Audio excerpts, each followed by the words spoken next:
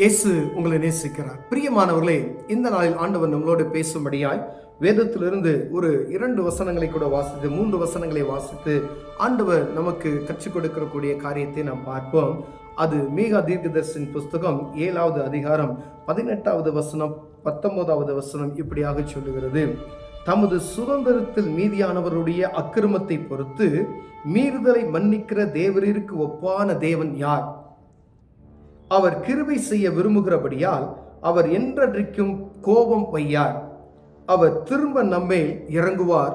நம்முடைய அக்கிரமங்களை அடக்கி நம்முடைய பாவங்களை எல்லாம் சமுத்திரத்தின் ஆழங்களில் போட்டு விடுவார். தேவரீ, பூர்வ நாட்களில் முதல் எங்கள் பிதாக்களுக்கு ஆணிட்ட சத்தியத்தை யாக்கோப்புக்கும் கிருபையை ஆபிரகாமுக்கும் கட்டளையிடுவீராக.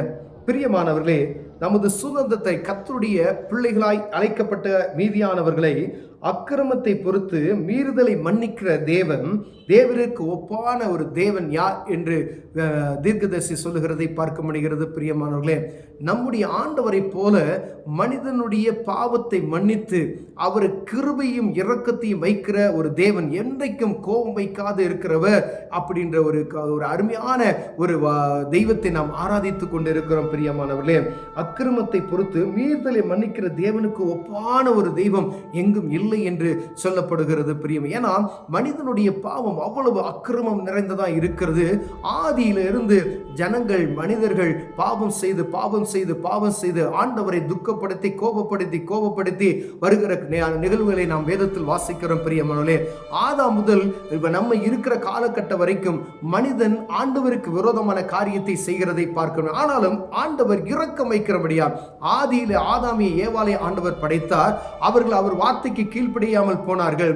ஆனா அவர்கள் அழித்து போடவில்லை ஆண்டவர். ஆனா அந்த இடத்தை விட்டு வேறு இடத்துக்கு அப்புறப்படுத்தி வெளியே போ அப்படின்னு சொன்னாரு.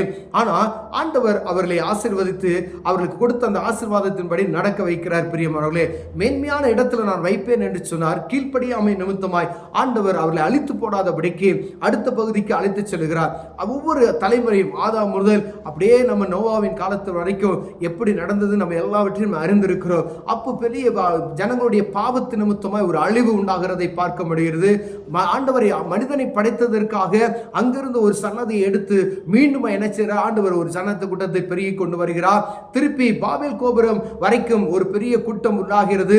அங்கு மக்கள் எல்லாம் பிரிந்து போவதற்கு மொழிகள் அங்கு ஆண்டவரை பெயர்க்கப்படுகிறதை பார்க்கப்படுகிறோம். அங்கு மொழிகள் தாறுமாறக்கப்பட்டதை பார்க்கிறோம். எல்லா ஜனங்களுக்கும் அதுவரையும் ஒரே மொழியாய் தான் இருந்து ஜனங்களுடைய பாவங்கள், அவருடைய மீறுதல்கள் ஒன்று சேர்ந்து இருக்கிறதை பார்த்து கடவுள் என்ன செய்தார்? ஜனங்களை பிரித்து ஒவ்வொரு தேசத்துக்கும் போக முடியாது பிரித்தெடுக்கிறார்.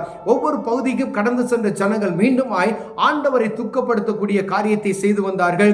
ஆண்டவருடைய கோபாக்கினை மீண்டும் வராதபடிக்கு, ஜனங்களை அழிக்காதபடி அவருக்கு வாக்கு கொடுத்தது நிமித்தமாய் என்ன செய்வது என்று சொல்லி அவருடைய பாவங்களை மன்னிக்கிறதுக்கு அவரை போல ஒரு தேவன் இல்லை என்று வேதம் எழுதி வைத்திருக்கிறது. பிரியம், அவ்வளவு பொறுமையுள்ள தேவன், அவ்வளவு இரக்கம் உள்ளவர், அவ்வளவு மனதுருக்கமுடைய தேவன். பிரியமானவர்களே, ஒரு பிள்ளைய நம்ம வீட்டில் நம்ம வளர்க்கிற நம்முடைய பெத்தெடுத்த பிள்ளைங்க கொஞ்சம் தவறு பண்ணிட்டாங்கன்னா எவ்வளவு நம்ம கோவப்படுகிறோம். நமக்குள்ள கூட பிறந்த சகோதரனுக்கு நம்ம எவ்வளவு கோவப்படுகிறோம். கணவன் மனைவிக்குள்ள சமாதானம் பெற்று போச்சோம்னா எவ்வளவு நம்ம கோவப்படுகிறோம். சிலர் மன்னிக்கவே மாட்டாங்க.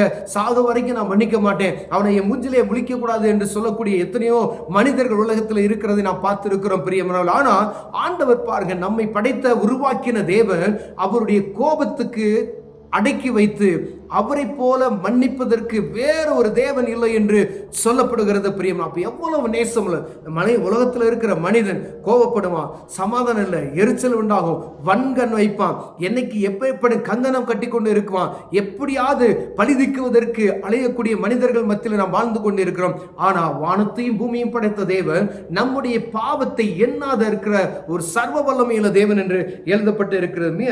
அவருக்கு ஒப்பான தேவன் யாரும் இல்லை என்று எழுதப்பட்டு இருக்கிறது. பிரியமானவர்களே, அவர் கிருபை செய்ய விரும்புகிறபடியால் அவர் என்றென்றைக்கும் கோபமையாமல் இருக்கிறார். அவருடைய கிருபை நம்ம மேல வைப்பதற்காக நம்ம மேல கோபப்படணும். ஆனா அந்த கிருபை நிமித்தமா இந்த கோபத்தை என்ன செய்யறார்? நம்ம மேல வைக்கிறது இல்லை என்று சொல்லப்படுகிறது. பிரியமானவர்களே, அவர் திரும்ப நம்ம மேல் இறங்குவார். நம்முடைய அக்கிரமங்களை அடக்கி நம்முடைய பாவங்களை எல்லாம் சமுத்திரத்தின் ஆழத்திலே போட்டு விடுகிறாராம். ஒருவேளை இந்த பாவத்தை நினைத்தா இவன் அழிச்சு போடணும்ன்ற எண்ணம் ஆண்டவருக்கே வந்துடும் சொல்லி பாருங்க.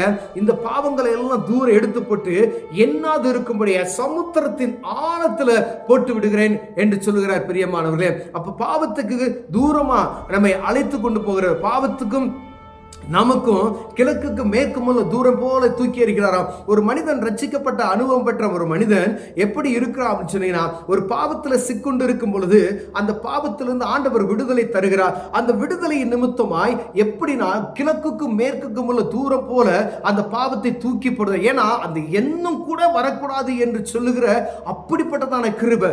கடலின் ஆழத்துல அந்த பாவங்களை தூக்கி போடுகிறார் தேவனை நாம் ஆராதித்துக் கொண்டு இருக்கிறோம் பிரியமானவர்களே. அப்படிப்பட்ட சர்வ வல்லமையுள்ள தேவனை நாம் ஆராதிக்கிறோம். ஏன்னா அவர் பாவத்துக்கு வெறுக்கிறவர். நம்முடைய பாவத்தை பிரித்தெடுத்து என் புள்ள பாவத்தில் விழுந்து கூடாது, மீண்டும் இந்த பாவத்தில் சிக்கிவிடக் கூடாது என்று சொல்லி அவர் இரக்கத்தின் நிமித்தமாய், அவருடைய மனதுருக்கத்தின் நிமித்தமாய் கடலின் ஆழத்தில், சமுத்திரத்தின் ஆழத்தில் அதை தூக்கி போட வல்லமையுள்ளவராய் இருக்கிறார் என்று வேதம் சொல்லுகிறது. பிரியமானவர்களே, அநேக சாட்சிகளை நாம் கேட்டு இருக்கிறோம். மதுபானத்தில் அடிமைப்படுத்தப்பட்ட கிடந்த எத்தனையோ மனிதர்கள் விடுவிக்கப்பட்டார்கள். அந்த எண்ணமே அற்றுப்போன சூழ்நிலை. நல்ல மதுபானத்தை அடிமைப்படுத்திட்டாங்கன்னு வச்சுக்க பார்த்துக்குங்க. அவங்க அந்த பாவத்தில் அடிமைப்படுத்த, அது பாவம் என்று தெரியாதபடி ஏதோ விளையாட்டுக்கு ஃப்ரெண்ட்ஸ் மூலமாய் குடிக்க பழகுற ஜனங்கள் உண்டு. ஆனால் அதில் அடிமைப்படுத்தப்பட்டு இருவார்கள். அதுலேருந்து வெளியே வர முடியாது. அவருக்கு டாக்டர் சொல்லுவார், எத்தனையோ மருந்து மாத்திரைகள் இந்த நாட்களில் கொடுக்குறாங்க. ஆனால் அந்த அடிமைத்தனத்திலிருந்து, இந்த பாவ கட்டிலிருந்து அவங்களால வெளியே வர முடியல. எங்கேயாவது ஒரு ஆசிரமத்தில் கொண்டு போய் விட்டா கூட அவர்கள் பாதுகாக்கப்படுகிற கொஞ்ச நாள் வந்தது, எப்படியாவது உங்களுக்கு அந்த மைண்ட் டிஸ்டர்ப் ஆகி எங்க செஞ்சிடறாங்க, மீண்டும் அந்த இடத்துக்கு தள்ளி விடுகிறார். ஆனா எந்த ஒரு மனிதன் ஆண்டவரை நோக்கி கூப்பிடுகிறானோ அந்த மனிதருக்கு ஆண்டவர் கிருபையாய் இறங்கி இந்த பாவத்துக்காய் மனஸ்தாபப்படுகிற தேவன் ஒருவர் உண்டு என்பதை அறிந்து அப்பா பிதாவே என்று கூப்பிடும் பொழுது அவருக்கு புத்திர சுகாரத்தின் ஆவியை தந்து இந்த பாவத்தை கிழக்குக்கும் மேற்கும் உள்ள தூரம் போல எரிந்து விடுகிறார். கடலின் ஆழத்திலே எண்ணாத இருக்கிறதக்கதான அந்த பாவங்களை உதிரிப்படுகிற வல்லமையுள்ளவராய் இருக்கிறார். பிரியமானவர்களே, எப்படிப்பட்ட தெய்வத்தை நாம் ஆராதித்துக் கொண்டு இருக்கிறோம் பாத்தீங்களா? பாவத்துக்கு விரோதமான ஒரு தேவன், அவர் சுத்த கண்ணன் என்று சொல்லப்படுகிறது. அவர் எப்படி இருக்கிறாரோ அதே போல நாமும் இருக்கும்படியா அவர் விரும்புகிறார். அதுக்கு தான் பாவத்தை தூக்கி அந்த எண்ணாது இருக்கும்படியா, நீ திரும்பி கூட அந்த பாவத்தை நீ பார்க்க கூடாது, அந்த எண்ணம் வரக்கூடாது என்று சொல்லி ஆண்டவர் அவ்வளவு அந்த பாவத்தை நம்ம விட்டு தூரப்படுகிறார். பிரியமானவர்களே, யார் எந்த மனிதனாக இருந்தாலும் எந்த பாவத்தில் சிக்குண்டிருந்தாலும் இயேசு கிறிஸ்துவின் நாமத்தினால கேட்கும்போது அந்த பாவத்துக்கு மன்னிப்பு உண்டாகும். பிரியமானவர்களே, ஏன்னா அவர் தன்னுடைய சொந்த இரத்தத்தினால மனிதனுடைய பாவத்தை சுத்திகரித்து நம்மை மீட்டெடுத்திருக்கிறார். பிரியமானவர்களே, விரைக்கரையும் கொடுத்திருக்கிறார். ஒவ்வொரு மனிதனுக்கும் இந்த பூமியில பிறந்த மனுஷனாய் இருக்கிற ஒவ்வொரு தனிப்பட்ட மனிதனுக்கு தன்னுடைய சொந்த இரத்தத்தை சிந்தி அவனுடைய பாவத்தை மன்னிப்பதற்கு தன்னையே பலியாக கொடுத்திருக்கிறார். பிரியமானவர்களே, அவர்தான் நம்மை பிரித்தெடுக்கும்படியாய், பரிசுத்தமாய் நீ வாழும்படியாய் அவர் தன்னை கிரயமாய் கொடுத்து நம்மை மீட்டெடுத்திருக்கிறார். இந்த உணர்வு, இதை அறிந்து கொள்கிற எந்த நாளோ அந்த நாள் அந்த மனிதனுக்கு ரட்சிப்பு உண்டாகிறது. பிரியமானவர்களே, உலகத்தில் இருக்க எல்லா மனிதருக்கும் ஆண்டவர் ரத்தம் சிந்திருக்கிறார். ஏதோ ஒரு தனிப்பட்ட மனிதனுக்காக, ஏதோ கிறிஸ்தவர் என்று சொல்லப்பட்ட ஒரு மனிதனுக்காக அல்ல, உலகத்தில் மனிதனாக பிறக்கப்பட்ட எல்லா மனிதருக்கும் தன்னையே பலியாக கொடுத்தார். பிரியமானவர்களே, அவர் அறிந்து கொள்ளப்படுகிற நாள் ரட்சிப்பின் நாள் என்று நாம் அறிந்து கொள்கிறோம். இந்த பாவத்தை தூரமாக்கி போடுகிற தேவன் பிரியமானவர்களே, பாவத்தை எண்ணாது இருக்கிற தேவன், அவர் கிருபையின் நிமித்தமா நம்ம கோபம் வைக்காது இருக்கிற ஒரு தெய்வத்தை நாம் ஆராதித்துக் கொண்டு இருக்கிறோம் என்று வேதம் சொல்லுகிறது. தேவர் பூர்வ நாட்கள் முதல் எங்கள் பிதாக்களுக்கு ஆணையிட்ட சத்தியத்தை யாக்கோக்கும் கிருபையா ஆபிரகாம் கட்டளையிட்டீரே என்று சொல்லப்படுகிறது. மீகா தீர்க்கதரிசி சொல்லுகிறார், அந்த ஆதி காலத்தில் நமக்கு கொடுக்கப்பட்ட அந்த வாக்கு தத்தங்கள், சத்தியங்களை ஆண்டவர் என்றைக்கும் நினைப்பூட்டி அப்படியே ஏன் பிள்ளை இவர்களை எப்படியாவது நான் பிரிச்செடுத்துருவேன் சொல்லி இந்த ஜனத்தை எப்படியாவது பரிசுத்தமாக்கணும் சொல்லுகிறது அவருடைய விருப்பம். இந்த பரிசுத்தத்துக்காக அவர் எடுக்கக்கூடிய பிரயாசங்கள், எத்தனை ஊழியர்கள் புறப்பட்டு வருகிறார்கள், எத்தனை ஜனங்கள் மீண்டும் மீண்டுமாய் சத்தியங்கள் சொல்லப்பட்டு கொண்டு இருக்கிறது. எல்லாத்துக்கும் ஒரே ஒரு காரணம், பாவத்திலிருந்து ஜனங்களை பிரித்தெடுப்பதே அவருடைய பிரியம். அவரை போல அவரை ஆராதிக்கும்படியால் ஆண்டவர் பிரித்தெடுக்கும்படியா வைத்திருக்கிறார். பிரியமலை, அவருடைய நோக்கம் என் ஜனங்கள் என்னை ஆராதிக்கணும்னு சொல்லுகிறார். அந்த ஆராதிக்கிற ஜனங்கள் எப்படின்னா பாவமற்றவர்களாய் இருக்கணும். பாவத்தை மன்னிக்கிறதுக்கு அவர் தன்னை கொடுத்து இருக்கிறார். அதை உணர்ந்தவர்களாய் அவர் ஆராதிக்கும் பொழுது அவருடைய குமாரனை, அவருடைய பிள்ளைகளை நாம் ஏற்றுக்கொள்ளப்படுகிறோம். பிரியமானவர்களே, ஒருவேளை எந்த சூழ்நிலையில் இருந்தாலும் சரி, நீங்க எந்த அடிமைத்தனத்தில் இருந்தாலும் சரி, இந்த சுத்த கண்ணன் ஆகிய தேவ சமூகத்தில் நீங்கள் வரும்பொழுது, இந்த பாவத்தை தூக்கி எறிகிற தெய்வத்திடம் வரும்போது, பாவத்தை கடலின் ஆழத்தில் போடுகிறவர் அறிந்து அவரிடம் வரும்பொழுது, பாவத்தை கிழக்குக்கும் மேற்கும் போல தூரம் போல தூக்கி எறிகிற இந்த தெய்வத்திடம் நீங்க வரும்பொழுது, இது பாவம் என்று நீங்க உணர்ந்து, ஆண்டவரே இந்த காரியத்தில் எனக்கு ஒரு விடுதலை தாங்க நீங்க சொல்லி நம்ம வாயை திறந்து கேட்போமாயனால், ஆண்டவர் அந்த பாவத்தை கிழக்குக்கும் மேற்கும் போல தூரம் போல நம்மை தூக்கி போட்டு நம்மை பரிசுத்தப்படுத்த வல்லமையுள்ளவராய் இருக்கிறார். பிரியமானவர்களே, அப்படிப்பட்ட தெய்வத்தை ஆராதிக்கிறோம். ஆனா நம்ம ஆண்டவர் சமூகத்தில் அறிக்கை பண்ணி, இதை விடணும், நான் மதுபானம் பண்றேன், இதை விடணும் அப்படின்னு சொல்லி கேட்கணும்.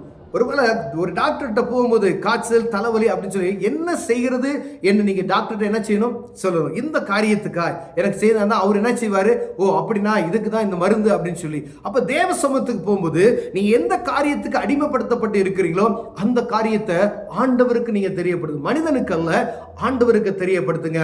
அவர் அதிலிருந்து விடுதலை கொடுக்க வல்லமையுள்ளவராக இருக்கிறார். கண்களை மூடுவோம், ஜெபம் செய்வோம். அன்பித்தவனே, பாவத்தை எங்களை விட்டு அப்புறப்படுத்தி போடுகிற தெய்வத்தை நாங்கள் ஆராதிக்கிறோம். எங்களுக்குள்ள காணப்படுகிற ஆண்டவருக்கு விருப்பமில்லாத அந்த காரியத்தை எங்களை விட்டு எடுத்து போடுங்க. இயேசுவின் நாமத்தில் பிதாவே, ஆமென்.